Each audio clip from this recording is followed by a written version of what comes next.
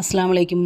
இன்றைக்கி இந்த வீடியோ என்ன பார்க்க போகிறோம் அப்படின்னா, வெயில் வந்து கொஞ்சம் ஜாஸ்தி இருக்குது. எல்லா ஊர்லேயும் மழை பெய்யுது. பெங்களூரில் இன்னும் மழை பெய்யல. வெயிலாக தான் இருக்குது. நோம்புலேயும் பார்த்திங்கன்னா ஓவர் வெயில் தான். அதனால் இப்போ இந்த வெயிலுக்கு வந்து உடம்பு ஓவர் ஹீட் ஆகாமல் இருக்க என்ன பண்ணலாம் அப்படிங்கிறத இன்றைக்கி சொல்ல போகிறேன். நான் வந்து சப்ஜா சீடு வந்து ஊற வச்சுருக்கேன்.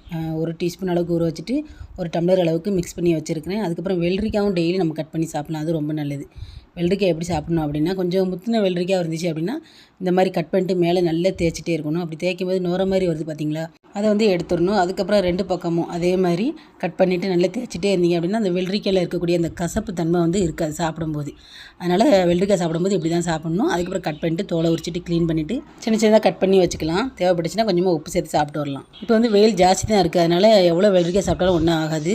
உடம்புக்கு ரொம்பவே நல்லது, குளிர்ச்சியாக இருக்கும். அது மட்டும் இல்லாமல் இந்த லேடிஸ்க்கு வந்து உடம்பு ஓவர் ஹீட் ஆகி இந்த வெள்ளப்படுதல் பிரச்சனை இருக்குது பார்த்தீங்களா, அது கூட இந்த சப்ஜா சீடு சரி பண்ணும். அதனால் 1 லிட்டர் தண்ணியில் மிக்ஸ் பண்ணிவிட்டு டெய்லி குடிச்சிட்டும் வரலாம். வீடியோ பிடிச்சிருந்தா லைக் பண்ணிட்டு சப்ஸ்கிரைப் பண்ணிக்கோங்க. தேங்க்யூ.